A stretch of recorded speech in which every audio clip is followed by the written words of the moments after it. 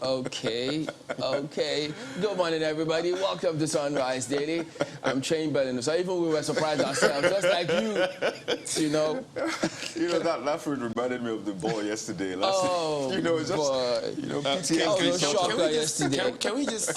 Okay. I saw it and I thought of the ball. Well, it's a beautiful morning. Welcome to Sunrise Daily. I'm Kayode Okikele. Good morning and welcome to the show. I'm Ayo Makinde. It's a beautiful morning, nonetheless, here in the Federal Capital Territory.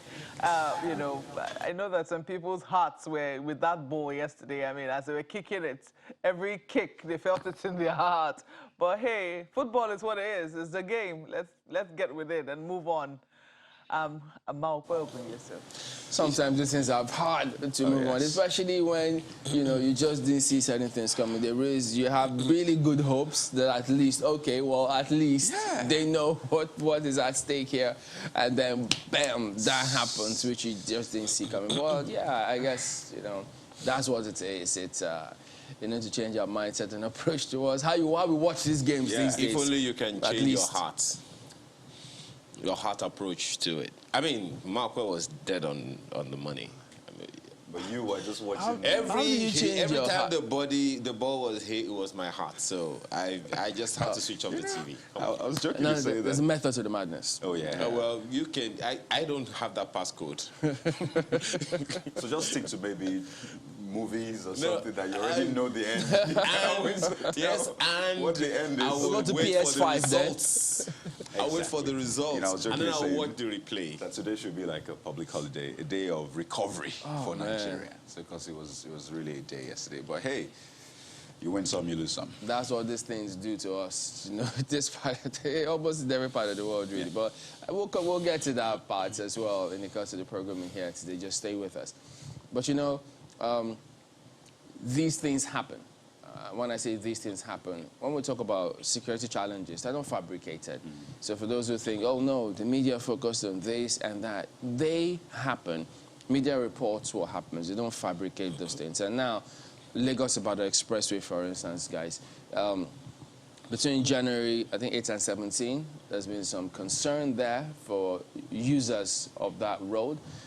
Cases of kidnapping, killing. Some bus drivers were shot in the thigh, some have been killed, a couple has been kidnapped. And so people wonder, wait a minute, what is, in spite of the fact that we're focusing on trying to draw attention to what's happening in other parts of the country with a view to addressing them, and then you see these things just popping up in several other areas, and you thought, is it that, it just makes you wonder, as though these guys think that they could do these things because they can, and they can get away with some of these things, because if they were feeling the pinch and the screw, the heat from security agencies, will they try some of these things? And so you just wonder how we're approaching all of these things really has a big question mark, because it shouldn't get to the point where people take laws into their hands, really. Absolutely. This is the busiest, and I should say that, and reiterate, the busiest route in Nigeria.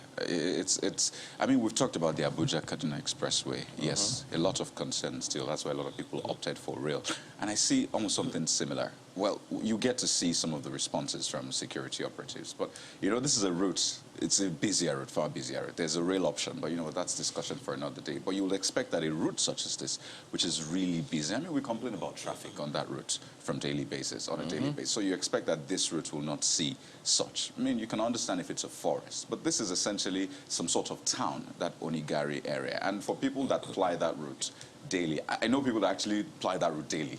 Go to work and come back on a daily basis. They were wondering, wait a minute, there goes the safety we always thought we had on this route. And there will be questions about how those people got there in the first place, where they are based, because it looks like as though this has been happening for a while. And in fact, people in that area seem to have a sense that this is our new normal. So you wonder, why was it allowed to fester for this long on a route that is a major economic, nerve center for not just Nigeria, but in fact for West Africa, people will tell you. So you begin to think about it and wonder, how preemptive are we? It's important to listen to what the security operatives are saying and, of course, project into the future, but this is not something we should be seeing on this route. And in fact, any other route in Nigeria. You know, when this conversation about Lagos-Ibadan expressway came out, the first thing that came to my mind was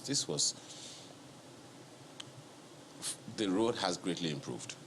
It's a long stretch of road anyway, so it has the Oyo area, yes, Ogun, but Lagos. if you have used the route in the past 3 years, you will know that today the road has greatly improved. Now, we had pockets of insecurity when there is traffic buildup that lasts for a number of for a considerable length of time. So for this to be happening now, it means that there is something missing that we need to pay attention to before, as you would often say, you know, Chamberlain, before it comes to bite us in the bum. It's starting now. Well, we may not have the huge numbers of kidnappings and killings on that road, but we must not have. I think that's the message here. We must not get to the point where we're saying, wait, this thing started like it was nothing, and now it's getting bigger, and we seem to be helpless about it. We must not get to that part. Let's not forget, as you have said, it's a major economic, you know, corridor for a city like Lagos into and out of Lagos. Food and beverages and all those things come from various parts of Nigeria into Lagos through that route. Petroleum products, exports, or rather imports into the country go from the ports and from wherever they are through that same route to various parts of the country. So we must not get to the point where we lose the control that we have. We know that this road traverses 3 states, Lagos, Ogun, and Oyo states. And no doubt the security agencies, of course, Kayode has spoken to that, are doing whatever they can do. The kind of partnership we need between the people and the security agencies to ensure that we do not get to the point of helplessness. We got to get to it, and we got to get to it now. Malcolm. Well, it's teaching time, they say, saves 9. This is what you say, it's in the bud. Let's pick this in the bud. This is a situation that is still in its infancy and can easily be taken care of, so to speak. I'm hoping that this will be a one-off, as the police has said it is, and that the security agencies will pay closer attention to what is happening along that road. Let's not forget that because of the traffic situation before now on some parts of the road, people had reported all manner of, you know, petty crimes. I would like to call them petty crimes because they could quickly escalate. But so far, so good. What we know is that usually in traffic, people pick up you know, some criminals tend to want to, you know, take advantage of the situation and make people very uncomfortable by stealing things from them in traffic. There have been situations whereby people's glasses are broken. There are all manner of tips making the rounds back in the day as to how to handle such a situation if you are going to be attacked by a criminal in traffic. While that is being handled, for us to now start getting to the situation where people are actually kidnapped and drivers are shot at, then that is an extremely worrying dimension that needs to be taken care of ASAP. So let us hope that it's what the security agencies say it is, that it is a one-off, and you know, further attention will be paid to that road. If they have to clear back, say, as much as 5 meters, assuming that there's still any bush in the areas where there are bushes. Well, there are areas where there are bushes along the Lagos-Ibadan expressway. It's not all developed yet. But majority of the road, many parts of that road has already been developed. So if they have to clear, give it a clearance of some sort, they need to. If they have to put lights at certain portions of the road, they need to. They know certain areas that are not very clear. I think that the government of Lagos, Ogun, and perhaps Oyo might need to collaborate to see how they can collaborate to ensure that, you know, the safety of lives and property are well assured on the road. But for now, let us go with what the security agencies say, and let us hope that this one instance is enough for us to decide that we're going to nip this in the bud. Gentlemen. Oh, yes, indeed. Okay, can we see some part of the report? We can, right? Can we? At a speed of 100 km per hour, it takes about an hour to travel from Lagos-Ibadan, the Oyo State capital. Unfortunately, the activities of armed robbers and kidnappers along this corridor threatens the safety of traveling by road on this major expressway connecting both states. Barely a week ago, some road users were attacked and some abducted around Onigari community, a border town between Ogun and Oyo states. Following the worrying situation, the Oyo State Commissioner of Police is here on a routine patrol to monitor the performance of the officers deployed to the area. We've put in place a kind of check that we have the static policemen at the various points, and then we have patrol vehicles too, patrolling from both sides of the road. We've had joint patrols with Ogun State. We've combed the bush even before that one-off incident happened. Channels Television took an assessment drive to the area with a highway patrol team stationed close to the point of the last kidnap. It's a market day in Imolisa as traders move their goods for sale but lament over incidences of robbery, which they say has affected their businesses. About 10 o'clock at night, some armed men came to rob us. Although police patrol, but it's not intensive enough. We need more action. They steal our goods. This has also made us lose our customers. We want enough security to end kidnapping around here. The elderly here complain that they feel very insecure with the recent happenings. We need peace in our village. Government should help to stop all forms of kidnapping, armed robbery, and murder. There are so many kidnappers in this area. Secondly, recently, they have murdered 2 people here, around our surrounding here. Secondly, there's some Chinese factory over here. So they have come and kidnapped one of them recently.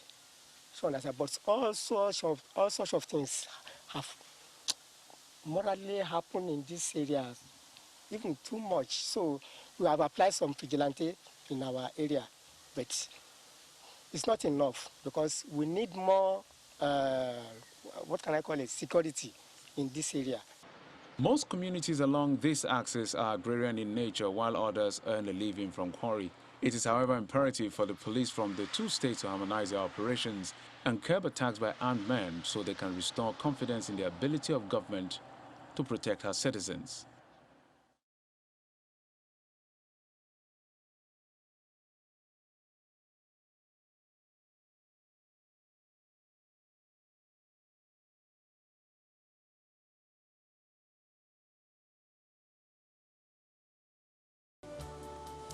Welcome back. Let's take you through some of the dailies, and we'll start with Vanguard newspaper today. Nigeria, others face tighter financing as U.S. hikes rates. Massive capital outflow looms. Analysts recommend domestic counter rate hike. Equities threatened by both actions. So this is something that they need to pay very close attention to see how they address this. But of equal concern is that one you see just beneath that chart. Bar chart you see there. Nigeria's 10.5 million out-of-school children population, highest worldwide, ascribed to UNICEF. I know that we always went back and forth as to what is the actual number. 10.5, 13 million, but now you see UNICEF saying it's 10.5, even though some thought, okay, how do we arrive at that figure in the first instance? So, but that's what you see here. You might want to read it and see how you could interrogate that. But yeah, take a look at what's at the back page of Vanguard. Shocker. Eagles crash out of AFCON. Alexi will be sent off at the 66th minute. And then you see how we stopped Nigeria. Yeah, we watched it. Tunisia coach, that's what you see at the back. So, can be tough sometimes, but that is the game. That's Vanguard today. Well, it's not just football, the game of football that is being played. Politics is taking center stage in Nigeria. You know how they say politics is a game of different things. And that's how Nigerian Tribune leads this morning. APC chairmanship aspirants under security scrutiny. That's right. President likely to get dossier under pressure to checkmate 7 next governors. Convention and acid test on Buhari's corruption war. That's according to South-South Group. Bala Buhari may join race. So just in case you're trying to get updates on the build-up to the APC National Convention, which is what, in about a month, thereabouts. Page 22 of the Nigerian Tribune has more details for you. And there's a statement, interesting one, from Vice President saying, Alawa Kala among first persons I consulted when nominated VP as he visits Ogbomoso, the late Olubadan family. Page 8 of the paper. 112 illegal refineries discovered in rivers. It's page 30, and I'm crunching the figures. Imagine how many barrels they actually churn out. And you wonder, what should be done about this? Illegal refineries, yes. But is this sending us another message on how to probably transition from illegal to legal and safer? Maybe, maybe not. It's a page 30 read. But if it's wrong, it should be stopped. Well, Backpage has sports. For the first time, I'm not quite excited to turn to the back page of sports. But man, it is what it is. AFCON, Nigeria crash out, lose 0-1 to Tunisia. So you have the Carthage Eagles and the Super Eagles. Seemed one eagle soared higher than the other. That's the paper for you. Those animals again, huh? All right, the Guardian newspaper this morning leads with economists. Stock market wait on monetary tools as MPC meets. The details of that you will unpack on the front page, continues on page 2. Set up price control mechanism or advices. Monetary tools are handicapped. Address supply rigidity, says Don. Nation's economy, institutions in free fall. Ex-FSB boss laments. Stock market performance hinged on MPC outcomes. Story is on the front page of the paper. And right above the picture you see there, of course, you'll find the story on the inside pages. Ipman faults NLC's planned protest against subsidy removal. Okay. The details of that you'll find on page 2. Are they both Labour? Ipman is Labour president. Or just That's why is there a crack in the house already, or what's going on here? All the details you'll find on page 2 of the Guardian newspaper this morning. Marco. Well, let's take a look at what Daily Trust has on the front page for you. 2023, Wike moves against Atiku Saraki, courts 5 governors. Former VP, ex-Senate president to declare soon. Everyone can contest, that's according to a PDP BOT member. We are not aware, that's from Atiku's aide. Atiku's delay gives Rivers governor winning hand. That's according to a Varsity Don. So it's on page 4 of the paper. You have a number of other stories just beneath the nameplate. Over 100 consultants left in Nigeria in 2 years. That's from MD Khan. If this is not an emergency, I don't know what is. Over 100 consultants left in Nigeria, or left Nigeria, beg your pardon, left Nigeria in 2 years. 100 consultants. Do we know how long it takes to get a doctor to become a consultant? Well, and 100 of them left in 2 years. That's from MD Khan. Page 7 is where we will see the story. You have more than politics, 2023. It's unjust for North to retain power. That's from Yakasai. Dangote's petrochemical plants accelerate Africa's economic growth. That's from Adeshino. You'll find the story on page 26. And this very painful story is on the front page. Super Eagles AFCON journey ends abruptly after 0-1 loss to Tunisia. It's on page 47 of the paper. Let's leave it there for Daily Trust. Well, look at leadership next. Their theme is the APC chairmanship. They are also focusing on politics on the front page of Leadership newspaper here today. Aspirants bank on governors to survive consensus plot. So that's party alerts on fake registration website, seeks security agencies intervention. So that is their big one right there on the front page of Leadership. So gunmen kill 4 mining workers in Plateau. That contributes to the wider concern about addressing these challenges. That's Leadership this morning. Well, the Daily Times is next with this headline: only price reduction will justify rice pyramids, experts tell FG. So yes, the rice pyramids are still in the news. And I recall you had that conversation over the weekend about what happens if it rains. It pours. Well, African farmer was not very nice.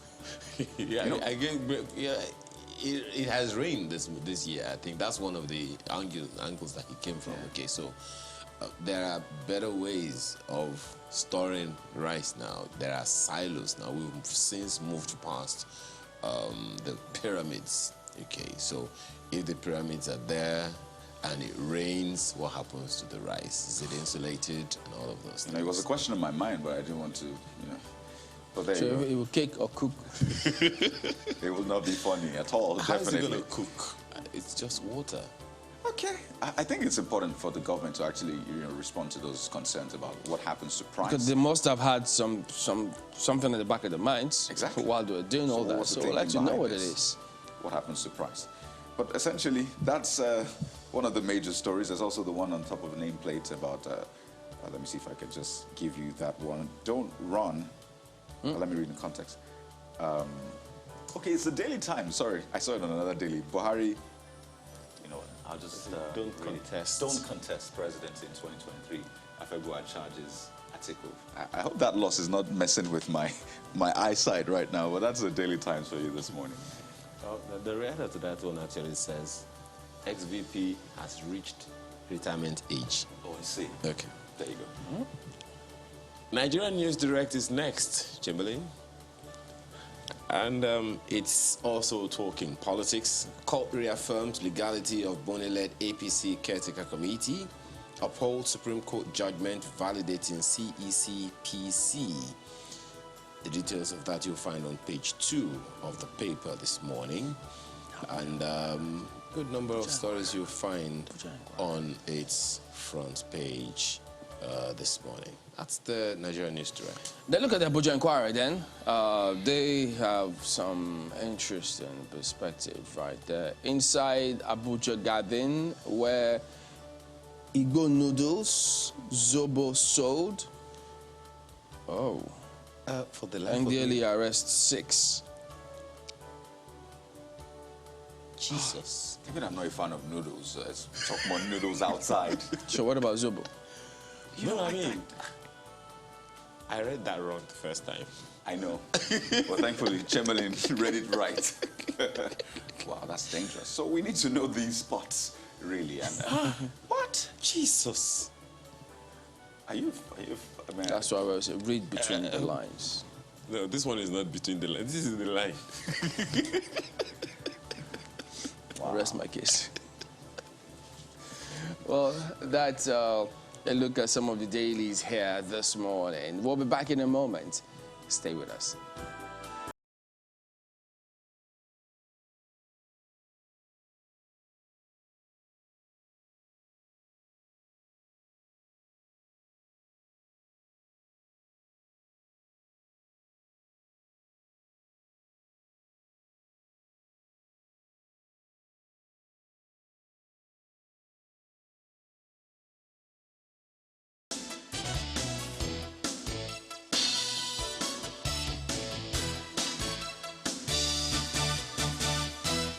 Seen any?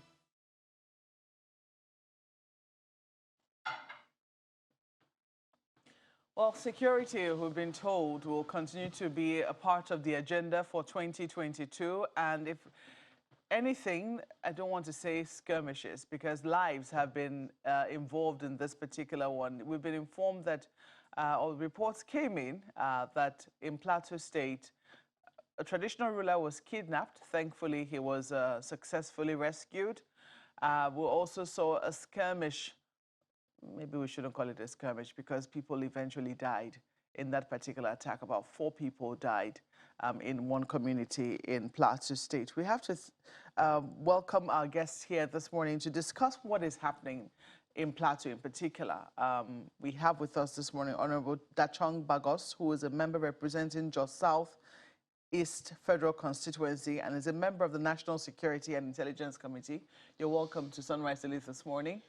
Morning, Murphy. Good morning, Nigeria. Good morning. And we also have with us here Colonel Yomi Dare, who is a former director, Army Legal Services. You're welcome to our studios this morning, sir. It's been a while. We heard you live in person. It's been mostly via Zoom. But here you are this morning. Sadly... Good morning, Mokwe, and thank you for having me on board.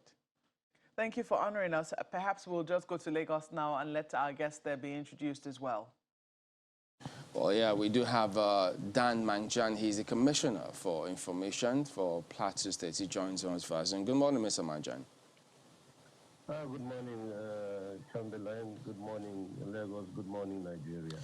Well, what we see coming through from Plateau raises a lot of concerns, really. But concerning what actually happened, how is the state handling some of these things? Is it that the state is... Perhaps, first of all, could you start by giving us your perspective of how these things transpired?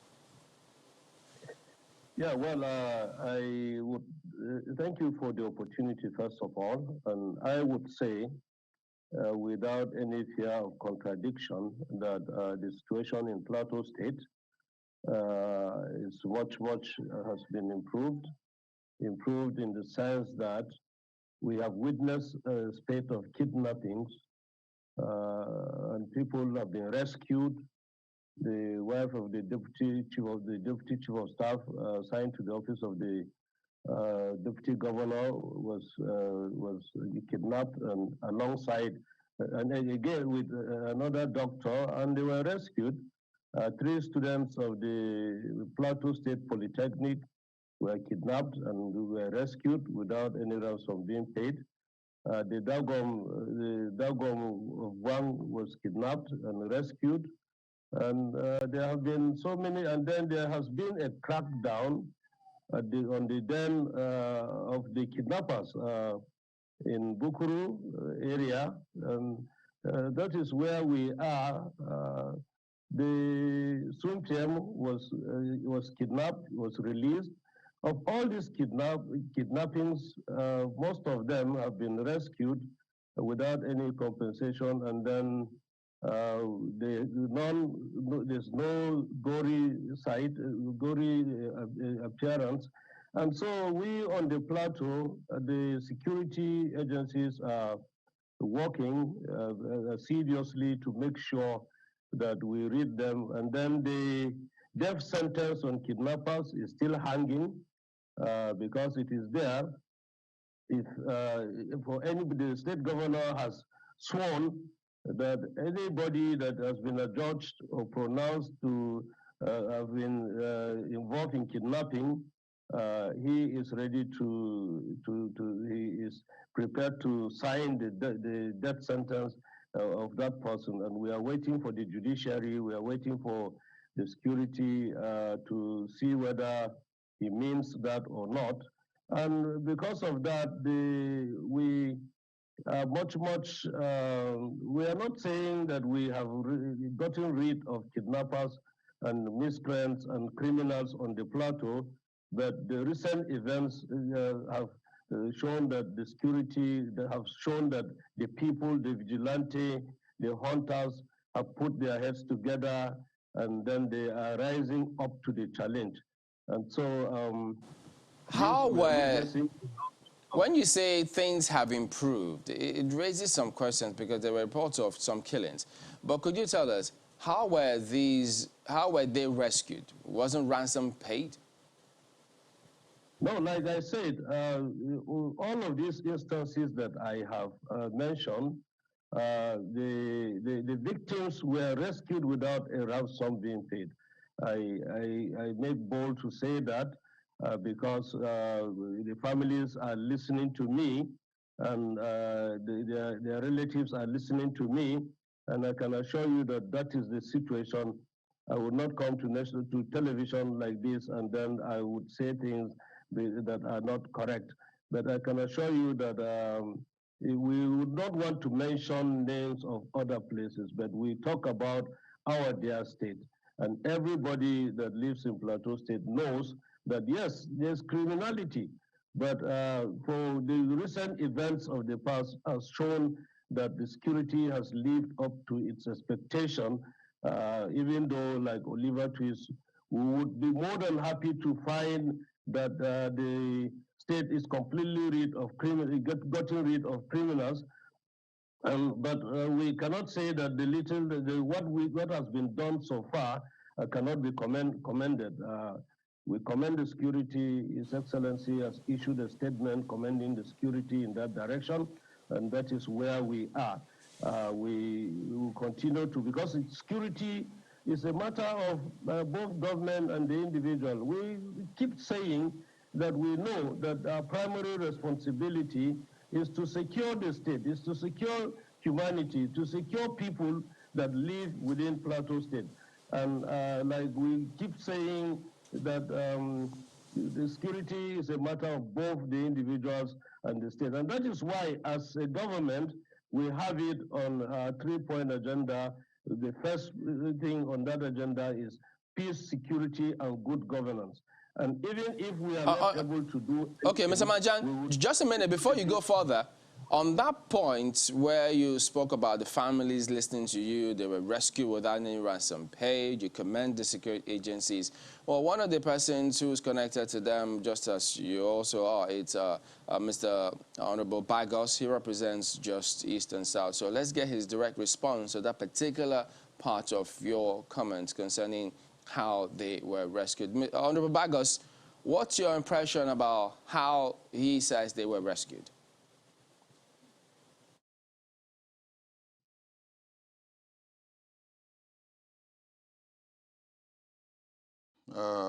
Chamberlain, that we are still not yet ready to address these issues headlong. And these are reasons why the issue of kidnapping, the issue of insecurity is still on the high increase. My elder brother, the respected commissioner, could have gotten more facts to understand that these kidnappers cannot in any way kidnap someone and let him go like that. My chief was kidnapped as one of the senior sons and daughters of that community. We contributed money and paid ransom before he was released.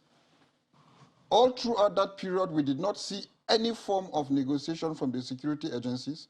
We contributed money, paid ransom before he was released. And we will not accept the fact that they will tell us that no ransom was paid.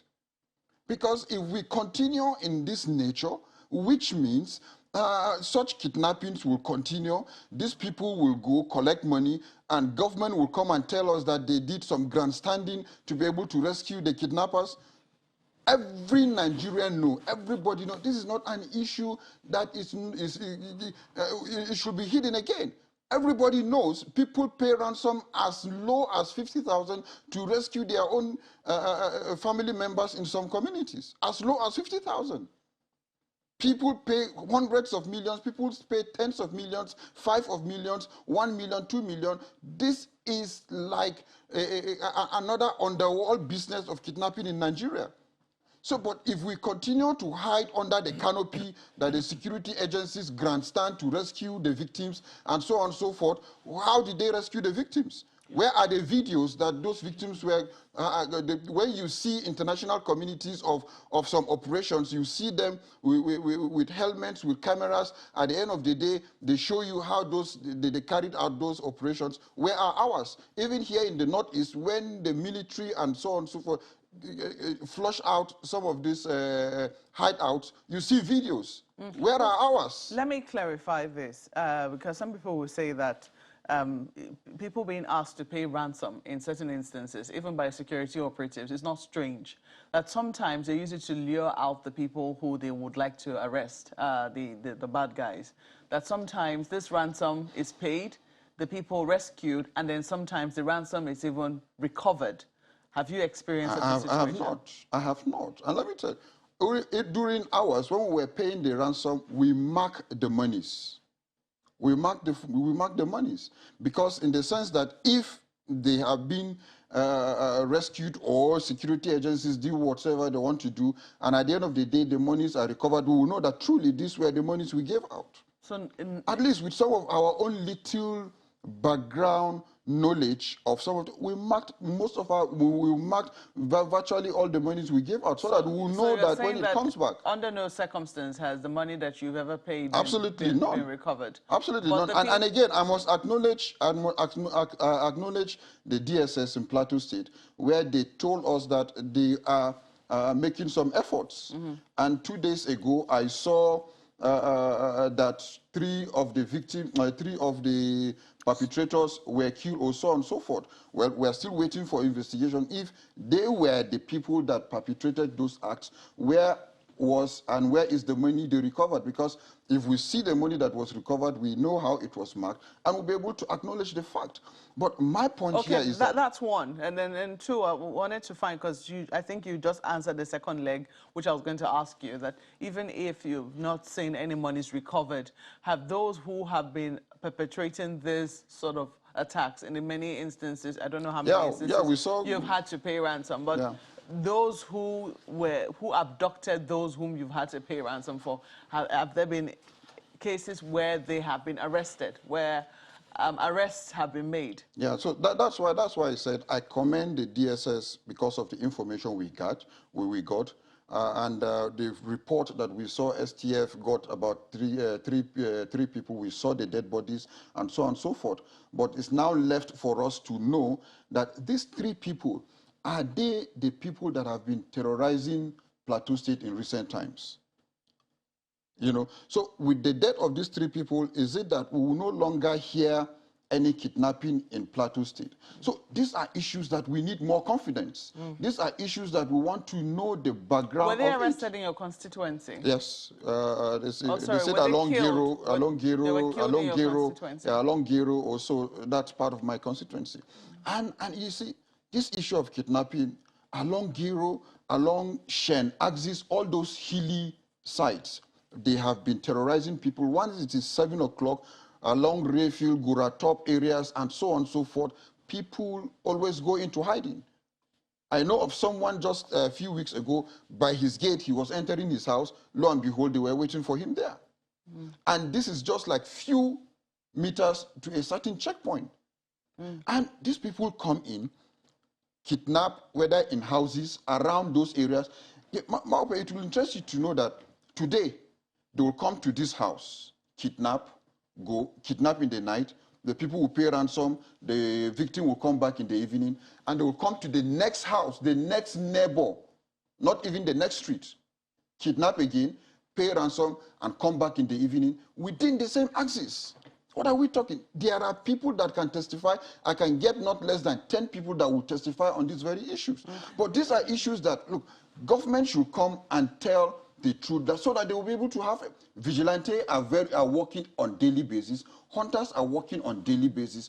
But what we want is a coordinated effort to be able to solve this problem once and for all. Because if we track these people very well, we should be able to know their hideout. And mind you, most of these kidnappers usually have discussions with family victims. And lines are on. So why can't we use technology to trace these people as they are communicating with with victims' families? That look so easily. So these are issues that everyone usually wonder, why will this thing continue?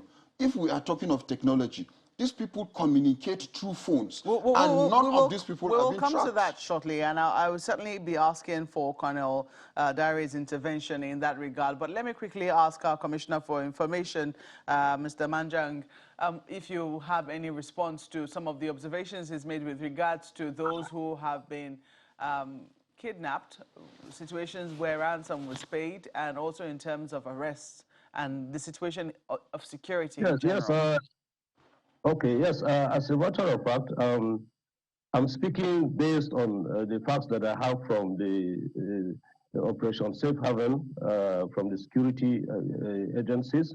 We have press releases that have been sent by the information officer of the STF in Plateau State to say that no ransom is being paid. And those releases are in the public domain. I speak to the facts that are before me, via the security. And if the Honorable Bagos is saying that there are monies that have been paid as ransom, I am not saying no, and the monies are being marked. It means then that it's an indictment on the security. Because if monies have been marked and ransom has been paid, and security is saying that no ransom has been paid, then it is an indictment on the security. Secondly, I'm happy that my brother is there, my honorable member is there. I still want to make an appeal that security matters, they are constitutional matters. They have to look at the Constitution and the National Assembly to make sure that the governors are given the authority to back. They have teeth, but they cannot bite. It's a security matter. It's a constitutional matter which they must look dispassionately because security issues are holistic. That is the response that I would have, that I am building my submission based on what is made available to me by the security agencies. If I could just come in quickly, are you referring to the statement by the Military Information Officer, OPSH, Major Ishakuta? Is that the statement you said that ransom payments was mentioned? Yes, we work together. We work together with the police PRO. We work together with the military. We work with the security agencies, and the information that they give us out is what we use. Any other thing, there are instances that ransom are being paid. I'm not saying it's absolute that ransom is not being paid, but the recent events of, if you look at those press releases that have been released by the Operation Safe Haven military information officer, those are the issues that we hinge on. Those are the background that we fall back on. Right. Because as Commissioner, pardon me. Officer, So I'm reading that particular statement that I referenced about the rescue of a paramount ruler of WAG, and there's no point that ransom payment or otherwise was mentioned in that statement. So which one talks about ransom not being paid specifically, so we're sure where the source of your information is? The kidnap of the wife of the deputy chief of staff and the doctor in Barkin Ladi, ransom was not paid. The 3 girls that were rescued at the Polytechnic, ransom was not paid, and all this information is given by Major Takwa. And if ransom is paid, like I said, and monies are marked, then the security should be asked that question, and not the Commissioner of Information or the government of Plateau State. Well, let me come to you now, Kanadari. Nonetheless, I mean, whether or not we want to stay on the debate of whether or not ransom was paid is one kettle of fish. But looking at the many incidences of kidnapping is certainly something to be worried about in Jos Plateau State. It means that Operation Safe Haven certainly have their work cut out for them. From the way Honorable Bagos has described the sort of criminality which we seem to be experiencing in Plateau, what would you say is going on? Well, I think the security agencies and the government and the victims, probably they are not, there's no synergy. And I would say here that to succeed in any exercise, and especially security matters, there has to be cooperation. All parties that are involved need to cooperate. And at this point, you know, the position of the commissioner, and especially, well, that of the state, I would say here, and then the victims, and then even the JTF, they are at variance. So I encourage that there must be some synergy, you know, and security at this point in time should be holistic. Should be holistic, you know. When you say holistic, what do you mean? What I'm saying here is that there's no point, you know, begging the issue. There's no point hiding, you know, behind the fingers. You know, everybody, all hands must be on deck, you know, here. And again, let me quickly say something, because I wouldn't know if I will have the opportunity to say it here.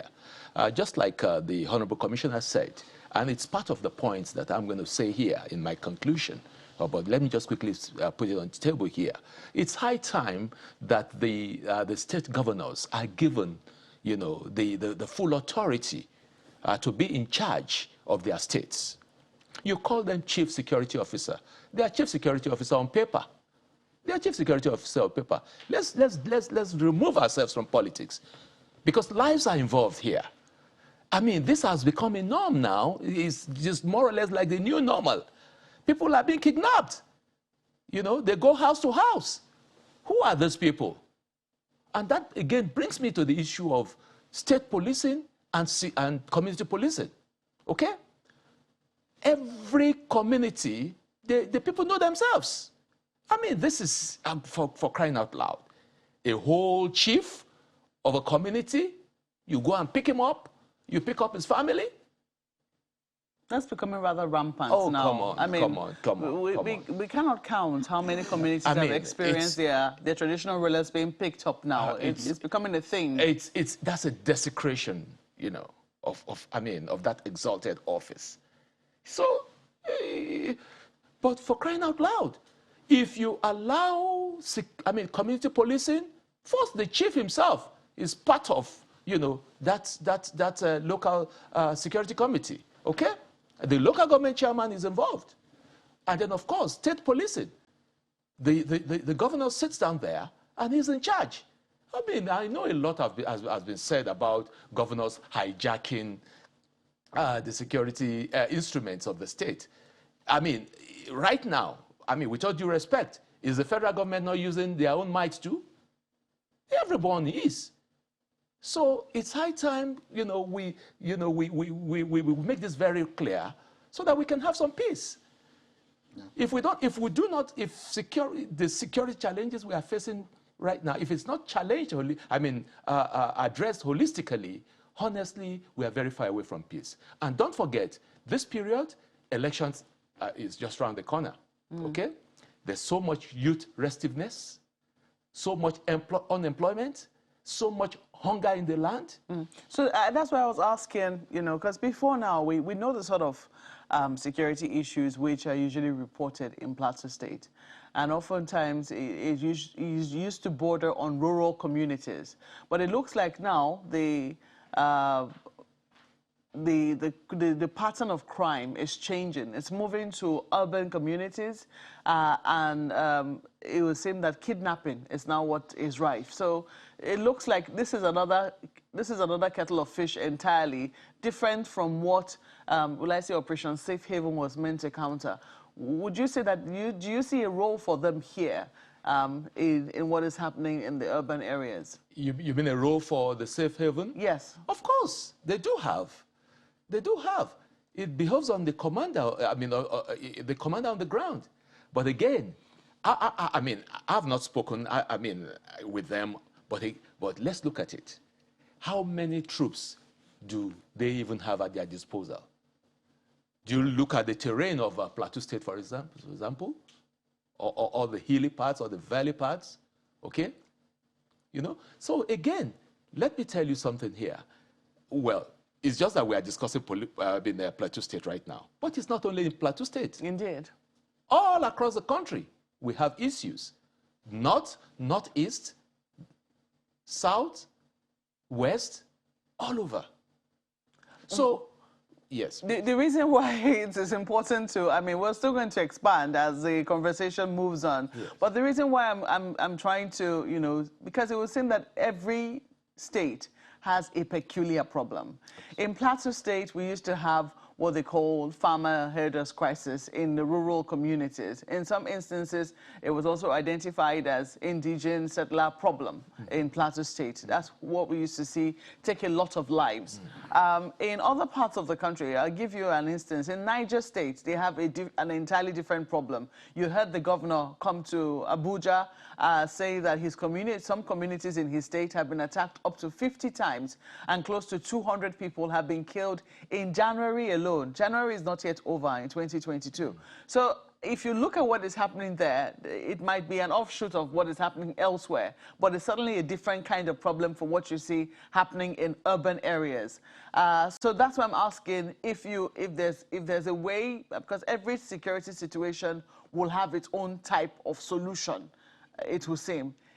From what you can see in the urban areas where kidnapping is now what is rife, what sort of solutions would you be proffering in this instance? Well, for Plateau State in particular, I think what I want to say is that the government should move closer to the JTF so that they can all sit down, and then other security agencies too. Okay, like the DSS. Okay, like even now as we speak, the vigilantes too, the hunters, their various heads, they have to all sit down together on the table and decide on how to manage the situation. Interestingly, in this rescue of the traditional ruler, we understand that the vigilantes and the hunters were very helpful. Let me see if I can find the part from the statement now, which was released by the Military Information Officer Ishako Takwa, who is the information officer in charge of Operation Safe Haven.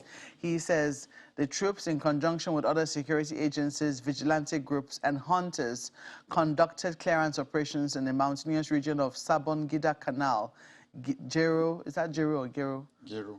Gero, yeah. And the whole general area. 2 suspects were arrested at an abandoned building during the operation. He says they're commending the troops for their swift response, and they also appreciate the efforts of vigilante and hunter groups who all provided useful information. This was in the rescue of the paramount ruler of Viang, His Royal Highness Gyan Gut Balak, who was abducted on Sunday, the 16th of January. Yeah, Mark, well, let me tell you something. It is very unfortunate, and I really sympathize with the people of Plateau State, the genuine people of Plateau State, because this crisis in Plateau State has been on for over 2 decades now, well over 2 decades. So why is it, evading a solution? We'll come to that shortly. Let's go on this break, and then we'll come and ask Honorable and the Commissioner, of course, what we think is happening in Plateau State. Please stay with us. And some people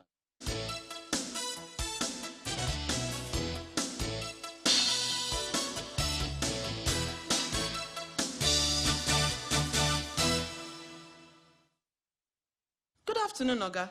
Now you be the landlord. Yes, Nami.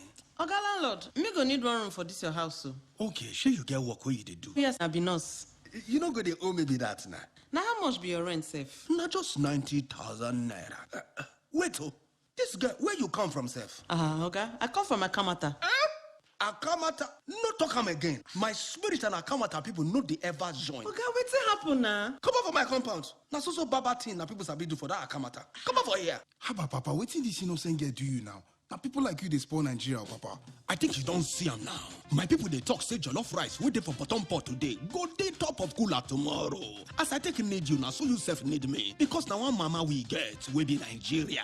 Make we love ourselves, because now only together we go fit make our country better for us and our children them. One heart plus one love equals better Nigeria. Now the Center for Democracy and Development, CDD, with support from the UK government, they bring in this message. The cardiovascular system is the heartbeat of the human body. So when you think heart, health, and wellness, keep your eye on what really matters, your cardiovascular health. Pro-RG9+, the science behind the Nobel Prize Award-winning plant-based discovery that supports the cardiovascular health and immune system. Unlock your health potential with Pro-RG9+, available in pharmacies nationwide. The Royal Terrace Estate is one of our luxurious properties in the city of Lagos.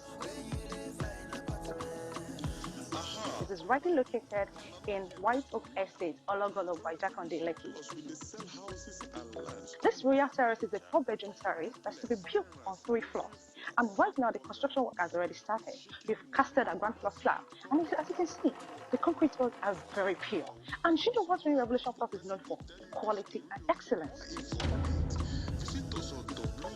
For you to have the benefit of this house, you need to just subscribe to our property with an initial deposit of what? 25 million. And it's a limited unit, just 15 units. And you become a landlord in this beautiful estate here. So just subscribe to our properties and have the benefit of having a house here with a payment flexibility.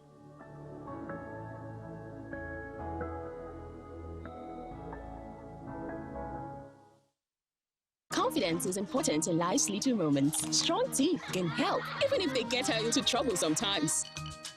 A great smile is useful to break the ice, and making friends is easier when you know you have fresh breath. I give my family confidence with Pepsodent Triple Protection 123. Its antibacterial action formula gives them cavity protection, white teeth, and fresh breath. The confidence of 3 toothpaste in 1.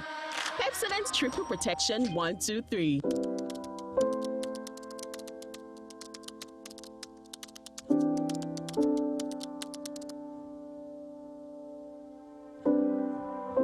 Before you learning was extremely difficult for me. Studying was okay, but it was hectic. After I started using the U-Lesson app, things started getting better for me, and I started studying more than I used to. Biology has become a piece of cake, because with any time in an exam hall when I'm forgetting something, any subject of biology, I'll just remember the picture a tutor used to describe a particular thing, and I'll quickly remember.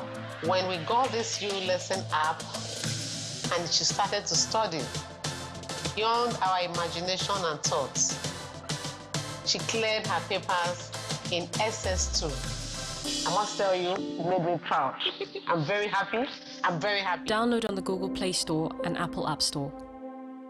The Nigerian Bar Association is set to host its inaugural Justice Sector Summit on Tuesday, 25th of January 2022. Venue is Shehu Musa Yaradua Center, 9 a.m. prompt. The summit, which is themed devising practical solutions towards improved performance, enhanced accountability, and independence in the justice sector. Special guests, Vice President Yemi Oshibajo, SAN, GCON, Senate President Ahmed Ibrahim Lawan, Chief Justice of Nigeria Ibrahim Tanko Mohammed, Speaker of the House of Representatives Honorable Femi Gbajabiamila, and the Attorney General of the Federation Abubakar Malami, SAN.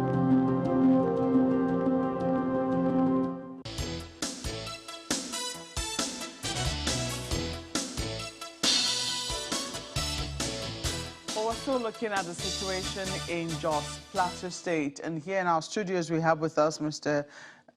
He's joining us via Zoom, Mr. Dan Manjang, who is the Commissioner for Information in Plateau State. We also have Colonel Yomi Dare, who is a former Director, Army Legal Services, and also Honorable Dachong Bagos, who is a member representing Jos South East Federal Constituency and also a member of the National Security and Intelligence Committee in the National Assembly. Honorable, let me start with you in terms of, or let me continue with you in terms of mapping out what the security situation is currently in Plateau State. I was trying to differentiate between the problems we usually would hear about in in the rural areas of Plateau State, some of which fall under your constituency. But it would seem that the trend of criminality we're seeing now is on the increase in the urban areas. What would you say is responsible? Have there been any talk or any research or any, I don't know, brainstorming into what could be responsible for the shift in terms of what we're seeing? Yeah, Malpe, if I can remember that sometime in 2017, 2018, on this platform, I said if we did not address the issues in the urban center, in the rural centers, it will reach the urban center. And today, here we are. Addressing these issues is that security agencies usually know what to do. They usually know the issues, and I must commend all of them when they came into the Plateau, when they came onto the Plateau, JTF, STF, the DSS, all the security, they know the real perpetrators. But at the end of the day, it usually ends on a table of a politician that will usually agree to execute these commands or not. You will see that even the security agencies, at the point, they will go arrest these people. And when they come in, they brought in them for arrest, either through the JTF or whatsoever. Within 24 hours, they are being requested to be moved to Abuja. And if they are moved to Abuja, within another 24 hours, the same people, you will see them on the streets. They have been released. Or even down there. So when you always go on arrests, press statements, whatsoever you want to do, and justice is not being given, justice is not being taken, it will be the same cycle. These people will know that, oh, well, we will do this thing. All it takes is they will put out in cell for some days. Our relatives or all the big men will know, will come and take our bail, and they will go back to the... But nobody is in jail. Nobody has been given any sentence or whatsoever. So it's a legal problem. So, not just legal problem, political will, Maupe, to be able to address these issues headlong. Resources are being spent. We appropriate money from the National Assembly to address the issue of insecurity in Nigeria. We have sat down through Security Summit to bring out some of these areas, how these issues can be addressed. But at the end of the day, when it gets to operational level, that's where you have the problem. This, I can assure you, even the JTF and even DSS and so on and so forth, they are tired of some of these issues. They go and map out, go and do some raids and do whatsoever. But at the end of the day, they carry out raids on the same people maybe twice a year or twice in 3 years of their stay there. Mm. It's just like when a police, a local police station, and they come back, one of the local armed robbers come, he will say, you again. Yeah, put him in the cell. After 1 week, they will release him. They'll come back, you again. You know, that is the routine. No justice has been given to these victims. Now you put it down to a lack of political will. I do not know whether there's been. Let's see if political. Let me still further explain this. Political will, in the sense that most of addressing Nigerian insecurity problems usually end with religion, ethnicity. This person that has been captured, he's my tribal person. Please, let's look for a way on how he'll be released. This person that has been captured, we're from the same church or from the same mosque. Let's see how we're going to work on releasing him. This has been what is happening. But when we don't want to face it headlong, just like my argument with the issue of paying the ransom, let's say the truth as it is. Yes, the security agencies were involved. They know about it, but till when he was released. But saying it as it is, there is no need for us to sugarcoat. When we start sugarcoating a lot of issues, that is where the people and the perpetrators will say, good, let's go and do it again. This is the kind of press release that will come up tomorrow. The people will pay ransom, and the security agencies, whatsoever, well, we can sacrifice 1 or 2 people. But no, let it be a situation where if these perpetrators will be raided. The entire top hills will be raided, not just a small island, because most of them stay in some of those places. Like now, the people that were killed yesterday at the mining site, they were just doing their normal business.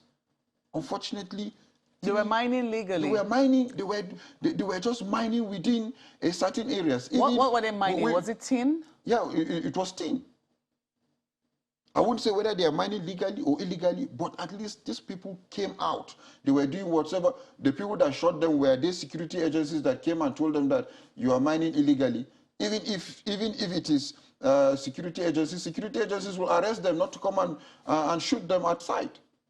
And these people came, shot them, and they ran away. I'm asking this because how will I put it now? The substance, the natural resource which they are mining is also of importance. Exactly. In Zamfara now, where we know that gold is now a thing in the state, we've seen how the crisis there has quickly escalated and how it is very difficult to put it under control. That's what I was clarifying from you. This thing has been there. Tin, which Jos is known for, or it was another mineral resource. This thing has been there on the plateau for long. If you remember, there's a place that has been nicknamed, it's Rakum, but nicknamed Mahanga, where the senator died about 2012. There is a serious mining site there, which they have chased the people in that community. And they have condoned serious mining is going on in that place.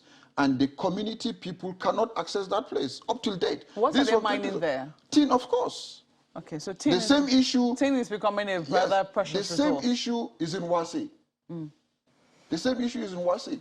So these are flashpoints where people are going to do their normal business, and these terrorists come in, spray them out, so that they leave that place and they take over the place for their own illegal activities, which has been even the same thing that we have been talking about grazing.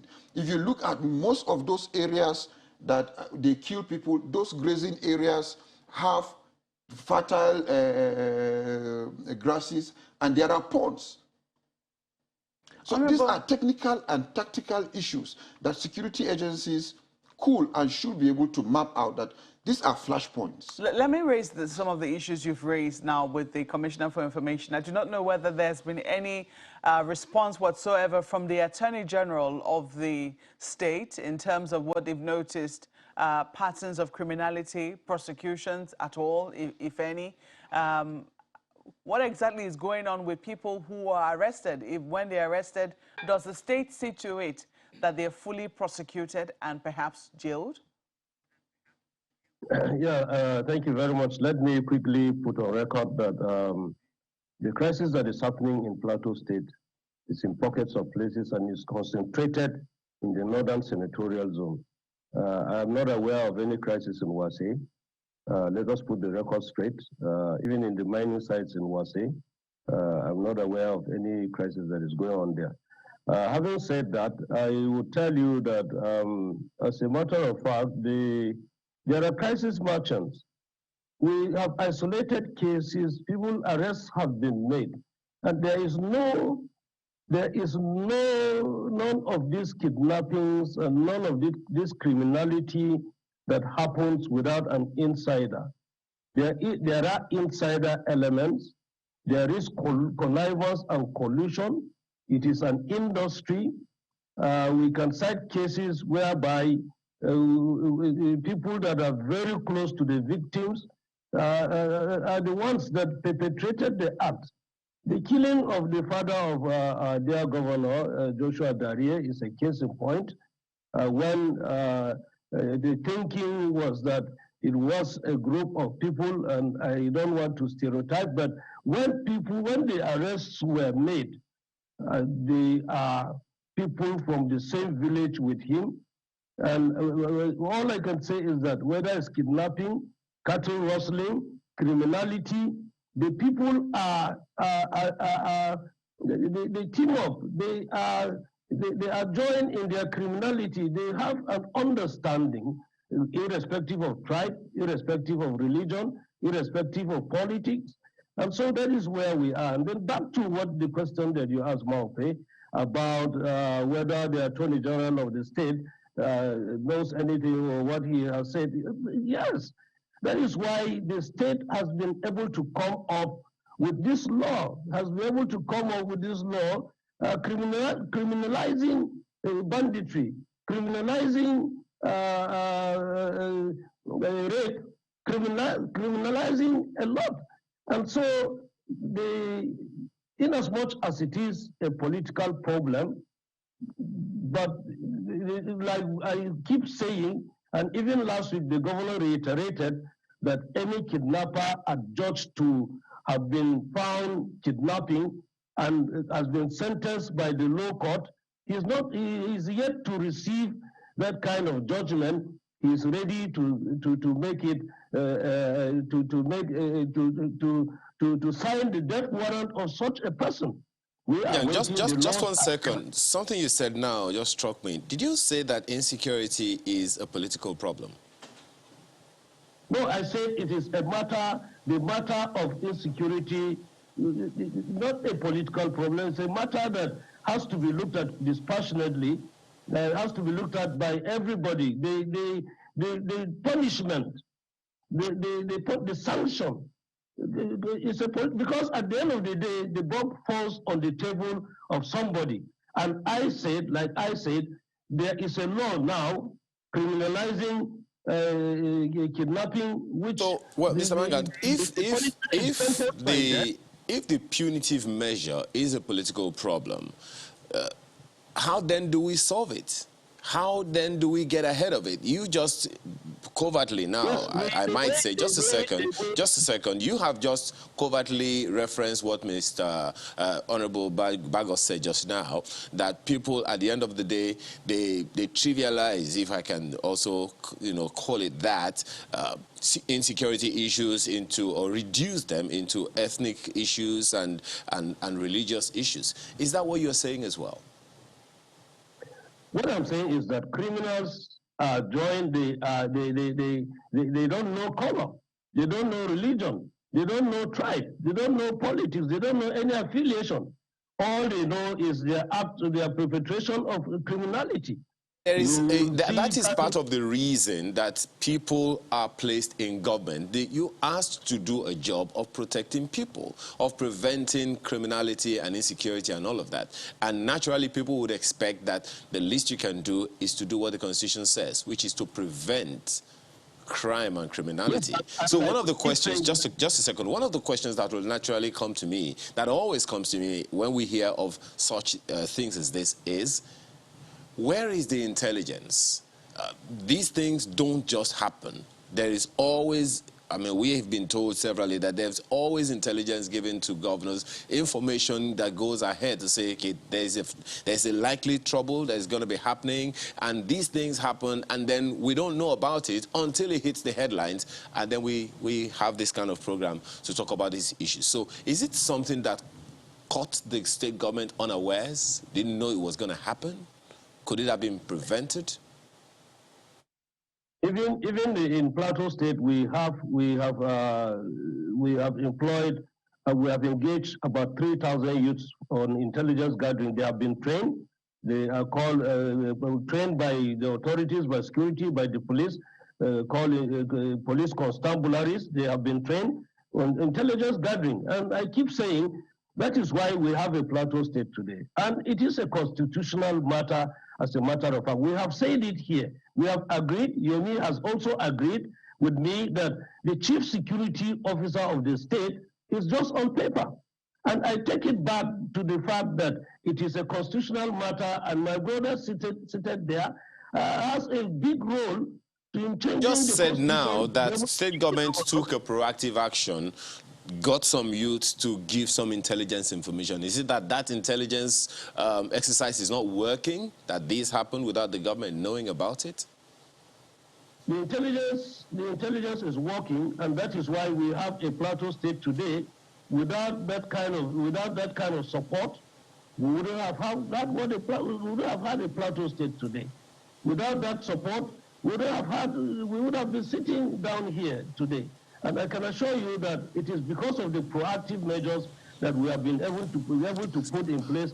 If you do comparative analysis, you would know that it is then that you will know that the situation is much, much better. But I agree that there is still room for improvement.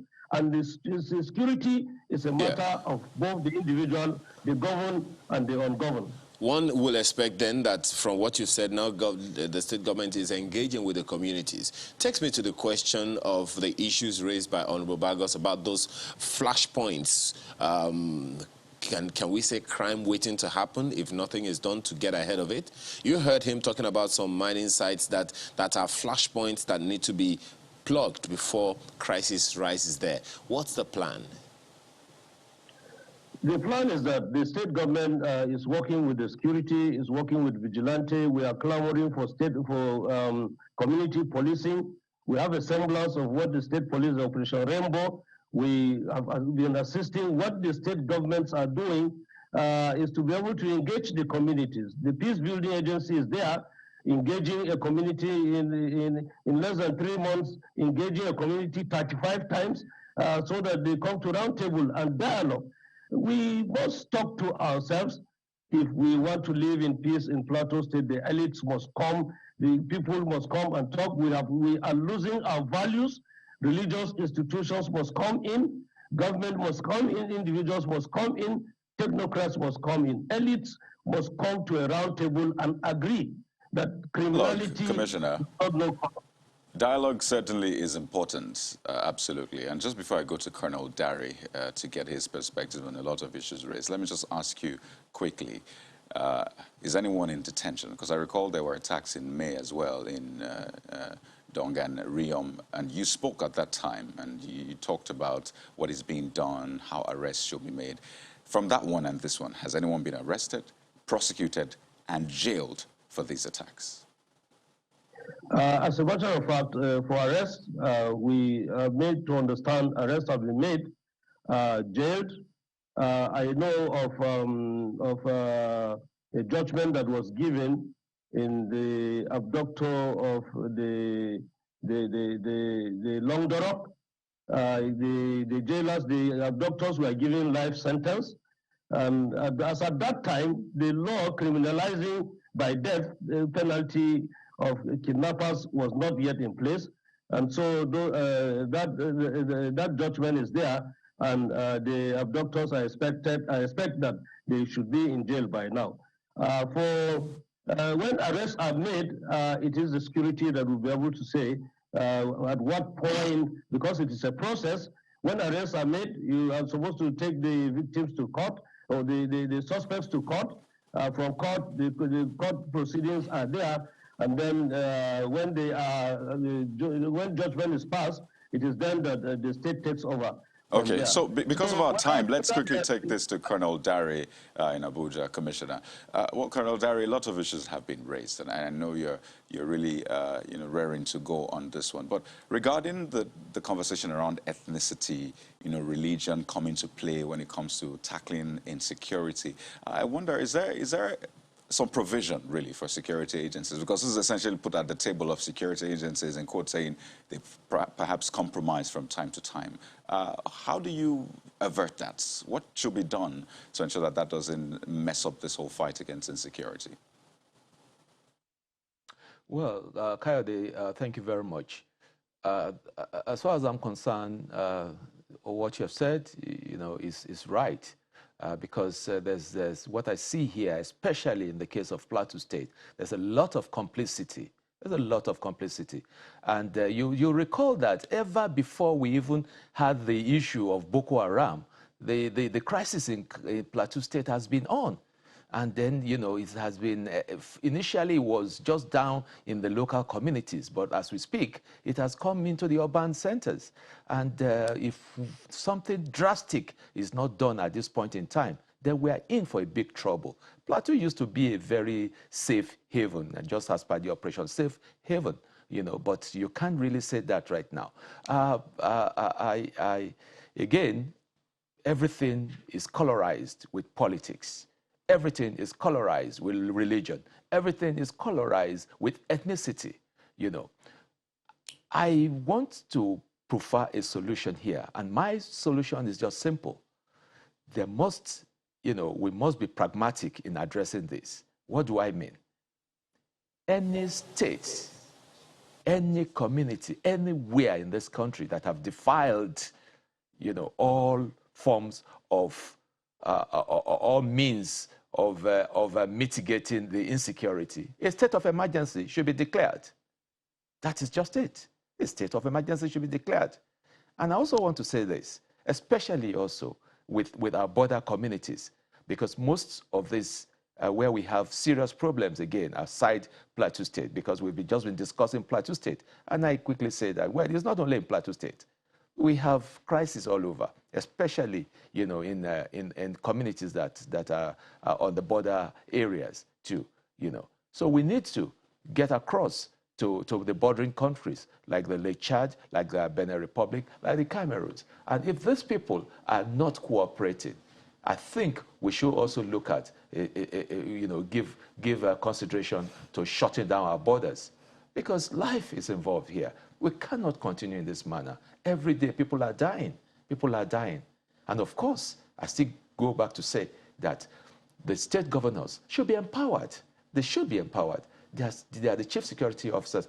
Look at what happened recently. I saw in the social media, one of the governors in the southeast, I mean the south, he personally went into the field searching for illegal refineries, making it compelling that all those, are encouraging or in the habit of doing illegal bunkering should be brought to book.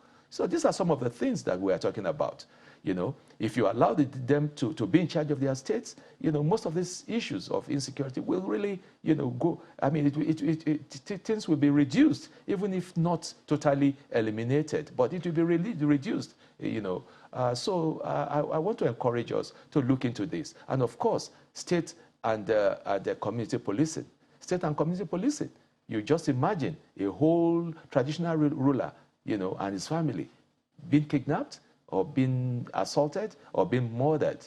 I mean, but by the time you have, you localized and then involve, the hunters, you involve the local vigilantes. I salute, like, for example, what the coalition of the Southwest governors, what they've done. Look at the Amotekun. Even if crises have not been totally, eliminated in these western states or regions, but it has been reduced to a very large extent. And I want to encourage other state governors to set up, their own local resistance, local vigilante. I mean, we're kind of in a stage where self-help is just the way to go. We just must arrest this. So that's my take. Thank you. I was just going to come to you. And I also want to believe that regardless of the fact that, you belong to a separate political or a different political party from the governor of the state, you have been able to set that aside to be able to see issues, especially with regards to security, from a common lens. Is that what is happening? Yeah, absolutely. You see, it's not about the issue of insecurity everywhere. And that includes Plateau State. It's not about party politics. It's about lives of human beings. Party politics, it's you can be in anywhere tomorrow. So I wouldn't be sitting here and be discussing or castigating the governor or whatever political structure it is on the Plateau because of party politics. So this issue of crisis on the Plateau have transcended since 2000 and whatsoever, when the PDP was in power. So it is not even about the party politics, it's about what can we do as legislators, which we have been trying to push from the constitutional amendment, to empower governors to have the power to be able to address the issue of insecurity. Now, if the governor finishes his tenure in 2023, PDP is coming into power, and I would be happy that it will still continue. So let us have a solution. Murphy, why are you crying? Well, let's not talk about politics and that line. Well, 2023 is only in the hands of God. But still, you see, when we give governors the power, and again, for the fact of state of emergency he's talking about, democratically, to me, what I will understand and agree to the issue of state of emergency in terms of insecurity is that empowering the governor to be able to take whatsoever decision to address insecurity, not necessarily waiting to go and see the president, not necessarily waiting for IG to give Commissioner of Police directive, not necessarily waiting for the Chief of Army Staff or Defense Staff to be able to give STF the go-ahead to do that. So let it be like, look, you governor, because of insecurity, you have to state of emergency, address this issue whatsoever. You can buy weapons, you can do this, you can build whatsoever you want to do, address the issue. And I must attest to the fact that, look, the STF that have been on the plateau have been able to curtail the issue of this fight in between our rural areas for some time now. Okay. But mine now is that, look, in as much as collectively we come, let's always say it as it is, so that all of us, being the politicians, the traditional rulers, the youths, and whosoever, the vigilantes, the hunters, let's come to the table and be able to share the intelligence that we can have at our own level to address, because Honorable, we're totally out of time now. Yes. Yeah, the issue of this mining, if we don't start addressing this issue now, God forbid that will be like Zamfara. So we should be able to proactive to start mapping out and defending our sites. If not, we will be like Zamfara one day, God forbid. It's a fine place to leave it. We have to thank you both for coming on Sunrise Today this morning. Honorable Dachong Bagos is a member representing Just South, Just East Federal Constituency, and is also a member of the National Security and Intelligence Committee. We've also had with us Colonel Yomi Dare, who is a former director, Army Legal Services here in Abuja Studios. Thank you so much for coming on Sunrise Daily. And joining us via Zoom was the Commissioner for Information, Mr. Dan Manjang, who joined us via Zoom from Plateau State. Thank you so much for coming on, Honorable Commissioner. Yeah, it's my pleasure. We'll take a break now. We'll be back to analyze what happened last night. Well, hopefully it won't be too painful to review. Please stay with us.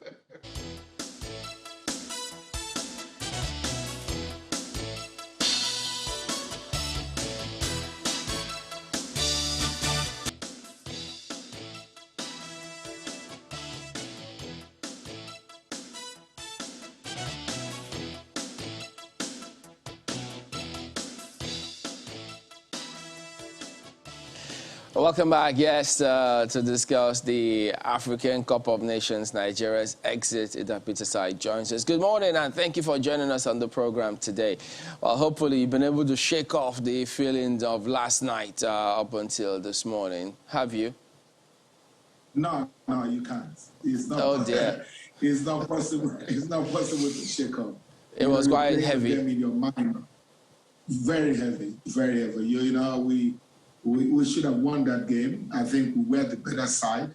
They were very tactical. I think we didn't do what we should have done in the beginning of the game.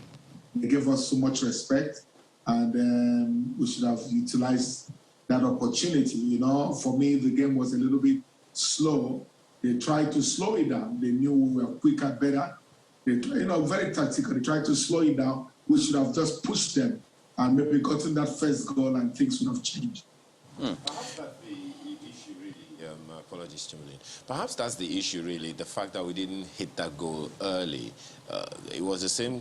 I monitored a platform where JJ Okocha was saying we should have scored early in the game, and maybe that would have changed the thing. But what do you think made that difficult or impossible? You must look at the opponents. Again, in our mind, we all felt this was a foregone conclusion, and we did not plan for them, but they planned for us. You could see tactically they were superior in the sense that they knew what they wanted to do. The first thing was slow the game. Unlike the Tunisians will come and they will come at you. That was what we were expecting. But they killed the game. They were so slow, and in the slowness, they frustrated us. Sorry, and they knew our strength was from the left. And you could see they had always had a doubled man. They doubled it. They will always double. They doubled and doubled and doubled, which means every time Moses had the ball, before he could dribble, there was somebody behind him. And again, there was somebody else behind him. So tactically, they got it right. What I think we should have done, and I've been talking with my friends, what I think we would have done was just shift the complexion of the game and move it to the right side. Instead of coming back to the left, we just moved it to Chukwueze and stayed there. If we had stayed there for a while, they would have changed their tactics, and that would have balanced out the game. And you know, they didn't do that, and we paid dearly for it. You know, I was also wondering, because there's a bench, a coaching team, then former players themselves there, then the players on the pitch who are professionals themselves, playing at the highest level in their various clubs in Europe and different parts of the world.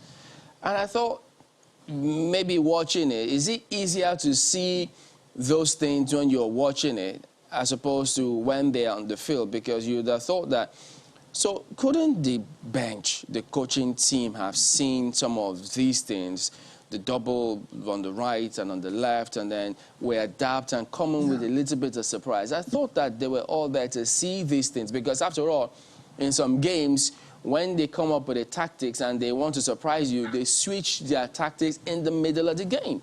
Yeah. That's the right thing. That's why you have assistants.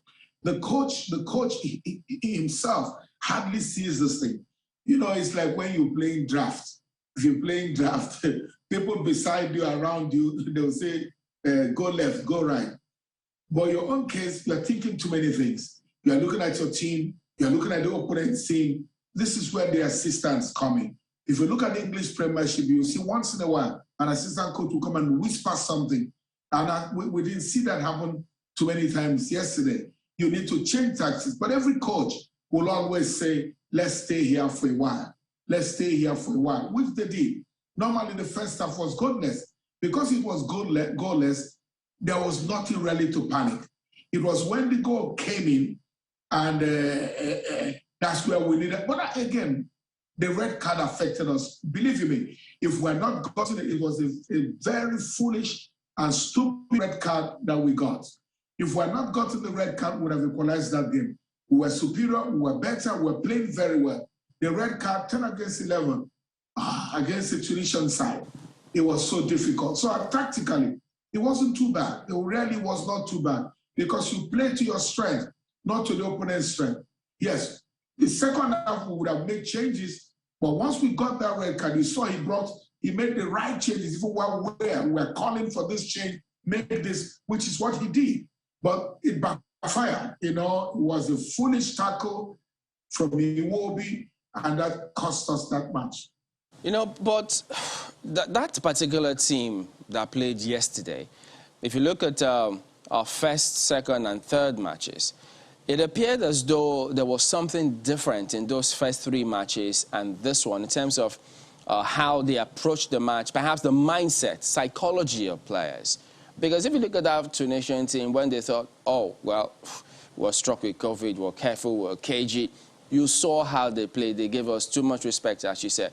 So is it that we couldn't smell blood and then go for it? But because Gabon, even with 10 men, they still had the mindset that, well, it doesn't matter. We could still do something. So red card or not, we've seen it in premierships.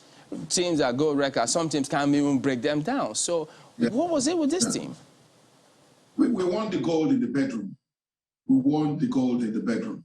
We had already started calling ourselves champions when we had not qualified. I said the other day that officials will begin to travel to their camp and begin to make promises. If you win the cup with the money we have, I mentioned this, and I think you see the videos out there. That's the psychology of football. When you go to play football, you start from zero. Don't go as the winner. You start because you are insulting your opponents and underestimating your opponents. I kept saying, I was here at the last game, and I said though, that, you know, during our dressing room, and things filtered, our dressing room, we had some officials that were not football coaches going to address the players. And I said this over and over again. The mindset of the player is very fickle, if I would say. You can't change it. He has to think the match 100%. He doesn't have to think money. He doesn't have to think family problem. He doesn't have to think woman.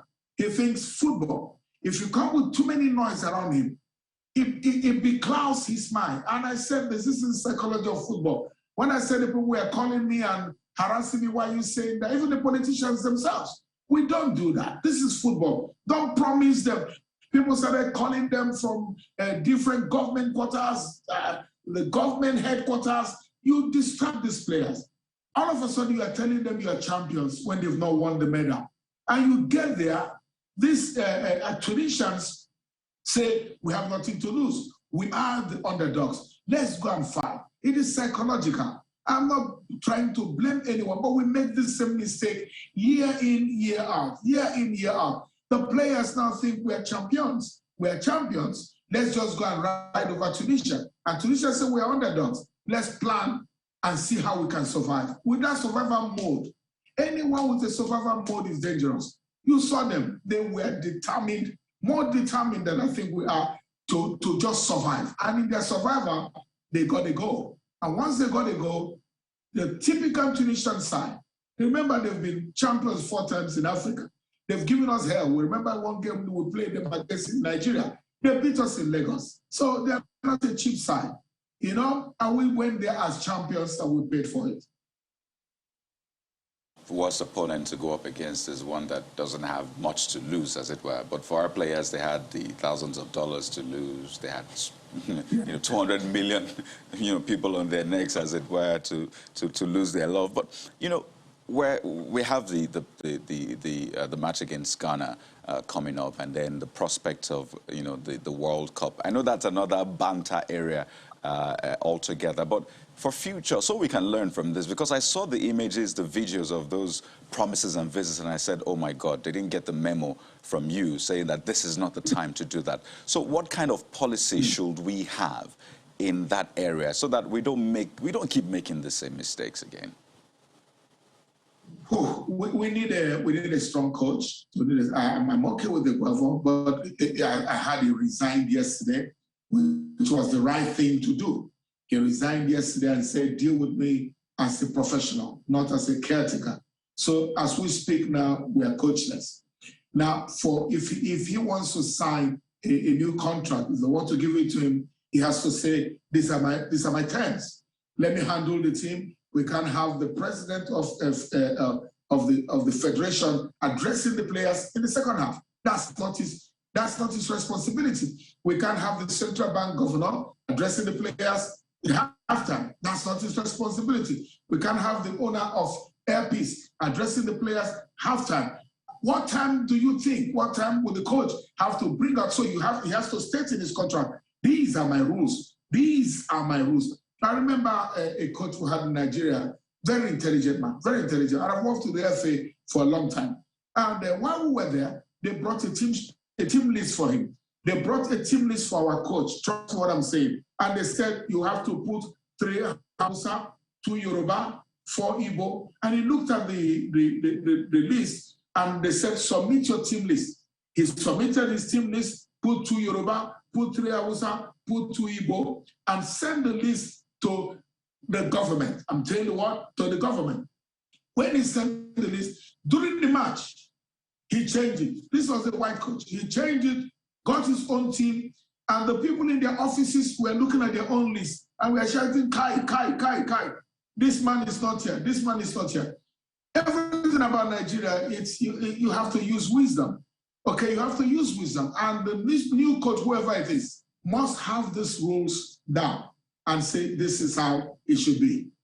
I want to talk about an area which is your forte, goalkeeping, because that goal happened and a lot of people thought, oh my goodness, how did that happen? So, I mean, as a goalkeeper, seeing Okoye right there between the sticks and the ball approaching him, was that a tricky ball? I mean, you said goalkeepers have that aura, some attract balls, some don't, but that ball had it had a twist on it.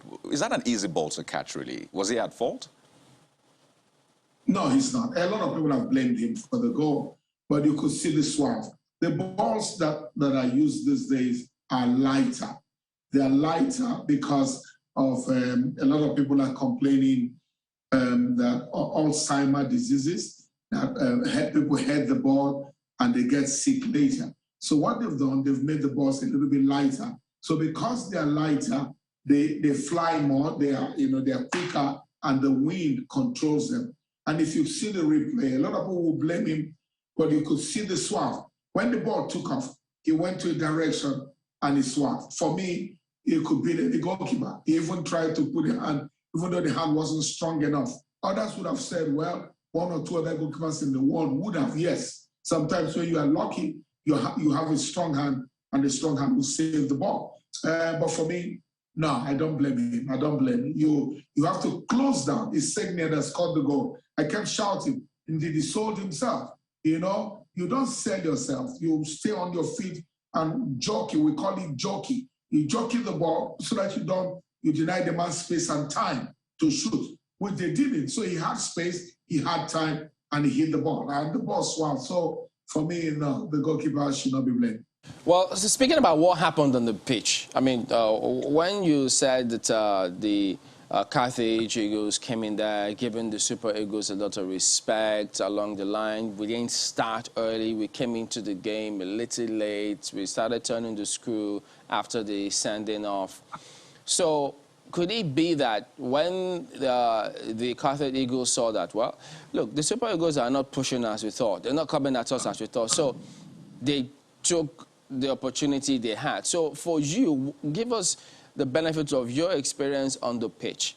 When a team is slow in terms of providing leadership, taking decisions, perhaps saying, look, if it's not working on the right or on the left, at what point does that leadership question come in for players to say, guys, let's try this, this, and this. This can work, even though the coach may blame us for doing certain things. So what happens? How did you manage it when you were playing? You have to have a strong captain. When in my own time, we had Olise captain the team, and I played under Stephen Keshi. I played under Stephen Keshi, from Keshi to Olise. You will see leadership. Olise was a born leader. Stephen Keshi was a born leader. Stephen Keshi will shake you on your jersey and say, come on, let's do this. We need leadership. Our captain is on the bench. The captain that the one that captains us is a lot of people even think he should not be in the national team. That's how much problem we have.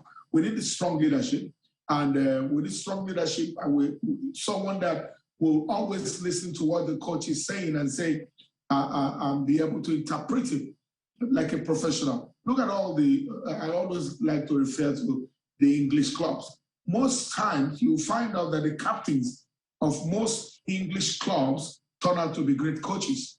Why? They don't just captain teams, they lead the team. They lead the team. You have to lead by example and show quality that you can influence the team while the team is on. You must be a talker, you must be a leader that people. Again, it's not gloom and doom. Again, I want to say this. With all that we're complaining, we have created a monster of a team. We are beginning to, it is 3 weeks of resurrection for us. That's what I call it. Nigerian team was dead for 5 years. It is a resurrection for us in the last 3 weeks. We've seen a new team altogether. The biggest mistake the FA will do is to remove a Guavon. It will be a disaster, The players are playing for him. The players love him. The players want to perform. Remember, our game against Ghana next month, we're going to have Osimhen. We're going to have Lookman. We're going to have about 4 or 5 players that did not play. So it's one game to World Cup. You see that the mentality will change. It is one game to World Cup. We will go to Ghana.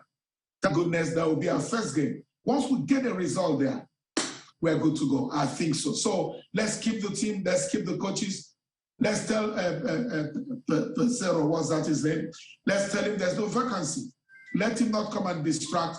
Let him not come and distract the team. We need concentration. We have only 1 month to get to the World Cup, and I think we will. Well, I hope that this memo goes out very, very quickly, Mr. Peterside.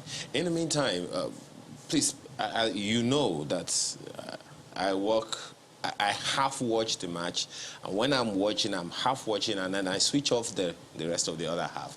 But the little that I saw during that match told me something about the officiating of that match. For the life of me, the first question that I was asking myself is, these guys are rough. Was that a tactic, or it was just who they are, the Tunisian side? No, it's tactical. You saw they kicked Moses Simon. They kicked him upside down. You have to show the seriousness, and they came with the tactics. Like I said, they knew we were quick. We had more talent than them. 11 of their players had COVID. 11. Their coach wasn't even there. So what did they do right? You can't fight a man that is determined to succeed. Everything of success starts in the mind. And that's what they came with. They said, let's go and frustrate this team. They did that perfectly well for 45 minutes. And the red card, again, I still say the red card, and the unfortunate goal that came changed the complexion of the game. You now saw the Tunisians in their element. They're a great side. If you play the North Africans, very difficult to play. They're very tactically smart. Why? They have academies. They start from young age, and they have a culture of how they play. We have a culture. We play the wingers we've been waiting for, but all they would have done was to tilt the team a little bit. Okay, this Tunisians planned for us, let's change, which is what he did, 10 or 15 minutes. You compact the midfield, forget the wing play, and let them come to the middle. Once they come in there, because we're stronger and bigger, then we can spread. They didn't do that, and we paid for it. Quickly, on a final note, the mood swings have been very tricky for me. Then the loss happened, and it was a big heartbreak. And I'd like you to perhaps equip Nigerians, really, because I commend people that woke up this morning to go to work. It takes a lot of strength. How do you deal with that sort of loss? Because at some point we became title contenders, and a lot of Nigerians said, this is the team, we're going for the gold. In fact, some people already edited that fixtures, lineup, and they already put Nigeria all the way to winners. How do you deal with such loss, really? I mean, this has happened to you, so what should we be doing next? You're a professional. You take the punch in your chin and you move on. You can't keep dwelling on the past. The game is over. It's finished. As of this morning, they are giving them their tickets. They are rebooking their tickets to go back. You plan. Like I said, it starts with the FA. We have a great FA president that thinks, we have a man that is ambitious, if I would say the word. He should not be rash. He should not be rash. That's the fear we have, because the pressure will hit him big time. The phone calls would have gotten today will be overwhelming. He should not be a rush. He should take a holiday for 3 days and think, keep the coach, keep the technical crew. You have to. Keep the technical crew. We will qualify for the World Cup. I asked yesterday, which is better, winning the AFCON and not qualifying for the World Cup. Maybe you guys can ask that as a question. Winning the AFCON and not qualifying for the World Cup. My friend said, it's better to qualify for the World Cup, and I agree with them. Okay, then, so we'll let it go at that point. Thank you very much indeed.